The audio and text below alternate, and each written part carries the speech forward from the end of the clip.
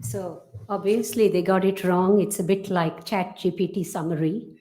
So because I am from Australia, I work in Australia, but I'm consulting for Supercomputing Center in Singapore. It's all done online. So I guess when they did the ChatGPT summary, they got it wrong, right? So remember, LLMs aren't the only thing we got to worry about. So I'm here to tell you a little bit about what Singapore is doing as far as providing HPC and AI systems for their entire national research community, which includes both academia, meaning universities, educational institutions, as well as research institutes. There are a whole lot of them, along with some industry. Industry is also eligible to use this. Quick quiz, where is Singapore? Any answers? Okay, it's in Southeast Asia, and it's just 1 degree north of the equator. So you can imagine you have a large HPC system, you've got to provide the air conditioning. So remember that. Okay, so here we are. This is where Singapore is. And actually, I was elected to ISCB Board of Directors while I was working in Singapore. And in the newsletter, it says Singapore, Malaysia. They still got it wrong, even without ChatGPT. Okay, and they never edited the PDF. It only takes a few seconds, but still to be done. Right. So Singapore has many different institutes that actually need computation. These are some of the example institutes. It is a national research facility. It was founded by National Research Foundation and has been in operation since 2015. HPC is indispensable not only for genomics, but also for climate research, AI, material science, and so on, and several other institutes are using this. So it's completely funded by the government and it's administered by A*STAR, which is like the governing body for research organizations. A steering committee provides guidance on allocations, what new systems can be purchased. They provide the approval and so on. Things are put up to them. Okay, what do we have? We have resources. We started with Aspire 1. Aspire is actually an acronym for the whole thing, but no time to tell you all that. It's all about how to provide computational infrastructure. Aspire 1 is now decommissioned. We are now in Aspire 2A, and 2A Plus and 2B are coming up with more additional power. The utilization is really high. From 90, it's now at about 85, but it could go higher. So we actually figured out that there need to be some collaboration where excess load can be sent away for the compute to be done immediately. So Aspire has all these hardware capabilities. It's quite a petabyte system and it's been doing very well. And it is only number 275 in the world, but Singapore is a very small country, so it really doesn't matter. It's usually punching about its weight. It's an HPE Cray system. And we have collaborations with Fugaku, which is in Tokyo, and Lumi, and also with Pausi in Australia, but couldn't fit it into this slide. So excess load goes to them, and Singapore just pays them for the time. So all these collaborations have already been worked out, and they are functioning well. So what do we have? Mostly, it's only 1% downtime, so it's been performing really well. Everybody is motivated, working hard. We have at least 4 software projects, application staff. We have 3 administrators, we have 2 cybersecurity members, and 3 data center managers. And we also have a whole lot of minions who do the rest of the other work. We also have 6 international consultants. I'm one of them. The other one is actually here, Yves Poppe, if anybody knows him. He's from computer science at McGill. And he works with networking, and he's like a network guru. So I'll be meeting him on Monday. Okay. We have secure systems. Everything is managed carefully. All their data is carefully kept confidential, and there's no problem. Backups are automated. Everything is working well. We also have a scheduling system with Altair, which is dynamic. It's called a liquid scheduler, and it automatically load balances, and everything is run at full capacity, and everything results are provided on time for all our users. The most intensive part of the research is actually climate research models, but we also have quantum computing, testing and simulation, which is being applied to a number of different areas. And we will see some examples of where something related to bioinformatics has been done. We have excellent network capability. We have Singaran, which is the gateway, which is in the same building as NSCC, so they are hotwired. They also share disks. We have global 100 GPS network, GBPS network, plus we have local area networks which connect us. Within Singapore, it's all extremely high level using InfiniBand network.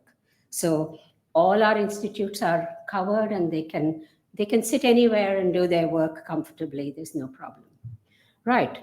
So we have a cybersecurity system which ensures the quality of data as well as the confidentiality of the data and the results. So databases, of course, need to come from other places. There is also a lot of collaboration. International cables also go through Singapore. We have the undersea cable to Los Angeles. We also have connectivity to London with this Janet, and then we have connectivity to Singapore. And these are the high-speed networks that are actually working very well. We have satellite links as well. Plus, we have enhanced regional network connectivity with all the ASEAN countries. We have 10 countries in Asia which form a little subgroup called ASEAN, and they all work together. They have different levels of economic capability, so many of them depend on the advanced countries like Singapore to help them out with all their requirements. So that's also going on. General training, education, workshops are also being conducted. How to cool this system? Actually, it's zero aircon, water-cooled system. So it's high efficiency, and this was given the green mark for sustainability. So this was carefully thought out because Singapore being only 1 degree north is quite hot and humid, and we have to make sure that we don't burn our systems down. So especially with the kind of usage we've got. So everything is working well and everything has been working well. And there are many other pipelines in the process. We've got green renewable energy coming up, floating data center being planned, and so on. But I won't go through the details because it's going to take too long and we need to have time for some questions. Coming to what has been done with this system of interest to the community here, we have a few case studies, starting with antibiotic resistance. So, as you know, AMR is a big problem, and we hope that it doesn't reach these horrifying numbers of 10 million deaths by 2050 that has been predicted by the WHO. But what we do know is that if we can actually attack the membrane of the microbes and decompose them, then their ability to survive is very limited. So we're trying to use antibiotics as well as supercomputers to understand how the lipids can be attacked for membrane targeting antimicrobial systems. And some of the research has already been done, it's been patented, and one model that's presented here has been patented, and we hope to see some new antimicrobials coming out of this. So the idea is that supercomputers are used. It's actually in silico simulations. These are membrane-based simulations. You can see here a whole lot of atoms which are connected, the lipids. Then you have the surface proteins. Then you have the solvent. So everything is shaken. The antimicrobials are also put there. And then there is also simulation on which one would actually work well to look at membrane targeting of these antimicrobials. We've had cancer immunotherapy systems being developed, and the supercomputers have helped to accelerate this research. NSCC is not a research organization like NCBI. It is a service organization, so we are not allowed to do research. We are allowed to advise and facilitate the work done by the researchers in the research institutes And that's why we are only presenting their results. We have no results to present. So this has also been done very well. We have used peptide-based imaging probes. So as you know, bioimage analysis is a pain. So supercomputers have helped in that direction. So this is another example where T cell targeting has been done and immunotherapy success has been enhanced. So all this is done at the National University of Singapore Medical School, NUS. And this system is called CT, Cancer Immunotherapy Imaging Program. Okay, very recently, the Synthetic Biology Consortium in Singapore got funded for a National Center for Engineering Biology. This is hot off the press. It's just getting set up. Their biolabs are being set up, but we have a component as a partner in the research project for SynBio-AI Innovation Accelerator. And we are going to actually use disruptive technology, AI, as well as biology, which will feed back to making new strains that are more competent to do the job. And some of the things that we are planning to do include enzyme function prediction, and hopefully we can use some tools that Eric is going to present later on. And then we've got structure prediction using AlphaFold or Rosetta. We also have Yang Zhang, the DI TASA man, who actually moved to Singapore. So we will be putting in his programs as well. Then we'll be looking at metabolic networks. We will hire people, and people like us who know what we are doing are going to supervise them to do the work with the synthetic biologists. So that's the general idea. So we will be doing massive simulations at different levels and providing the compute platform to enable this. Okay, more, we've got how to overcome peanut allergies. As you know, in that part of Asia where we have Malaysians, we have a lot of peanut-based sauces, and that can actually, the satay sauce, and that can actually lead to peanut allergies. So what is the problem? How can we stop the IgE-mediated mast cell activation? And that's our real question. 5% of children in Singapore seem to be allergic to peanuts. Doesn't augur well for the future. So this has been done. And the IgE changes, this has already been published. So I'm not going to tell you any more about it. But with this system, series of molecular dynamic simulations were carried out on large systems composed of IgE, the allergen, the receptor. These are multi-membrane protein complexes, and took a long time. Molecular dynamics is one of the principal components using computer time at NSCC from the bio side. The last one, mutation mechanisms for flu virus, how to develop better vaccines. As you know, it is not only SARS. We have also had the earlier SARS. We have had Zika, dengue, influenza. They are all endemic in that area, tropical country. So we have to worry about all this. And RNA, our navigator has been developed. One of the reviewers of the abstract said, we need tools. So here are the tools. So the tools are here. This has been helping with RNA virus to understand their structures, and hopefully we can develop some things that are going on. So some new initiatives and tools. We've got high impact use cases, especially from the precision medicine point of view. Singapore has a 10-year national precision medicine strategy, which was developed in 2017, and hopefully it will continue for a little longer.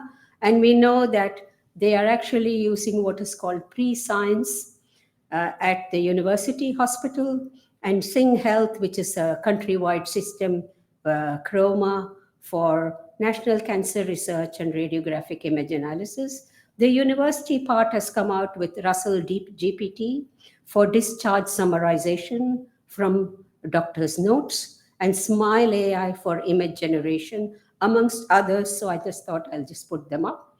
Russell GPT was created by Associate Professor Niem, and he's the head of Department of Biomedical Informatics. So he uses not the straight chat GPT but the Russell version, and you can find it, it's free, it's on GitHub. And they have used a whole lot of NVIDIA DGX A100 compute nodes to train the models using LLM. And they're able to now summarize all the patient notes, come out with discharge summaries, at-home care once they are discharged, as well as write prescriptions for their at-home care after they are discharged from the hospital. All this is done automatically. Now it has been tested and is now adopted by the National University Health System at their hospital. So I used to work in the next building, which is biochemistry there. So this is quite a good achievement for them. So they also are using AI in bioimaging. It's called the SMILE AI for tracking oral health.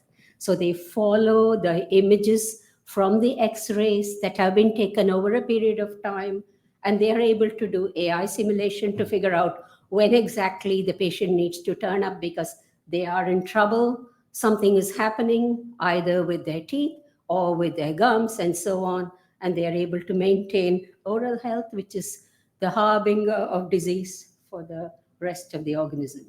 So some of the other things that have been done are discovering, contributing whole genome sequencing and analyzing them using supercomputer resources. Singapore is uniquely placed in that it has three major ethnic groups: Chinese, Malays, and South Asian, basically South Indian population. And they were able to look at large-scale whole genome sequencing. It's all been published, so I just grabbed the tops and stuck them here, and you can read them at your own convenience. But this is happening because then they are able to look at rare diseases that affect the population and subpopulation. As you may well know, the human reference genome has very little representation from that part of the world. So they need to actually have their own SNP database, variants, map to diseases and so on, so they can track the health of their population. Finally, we need drugs. Once you find the disease, how are you going to treat it? So advanced drug discovery research is going on. A new system has been developed using graph variational encoder for rational drug design. These are the small chemical molecules, also called chemoinformatics, which is not well represented here at ISMB, but at our regional conferences, this is a big topic of interest, and we do this a lot. So they are looking at using lots of CPU hours to evaluate chemicals for various diseases, published in Nature Machine Intelligence, seems to be a new journal. So maybe you would like to look at that. It's all there. Right.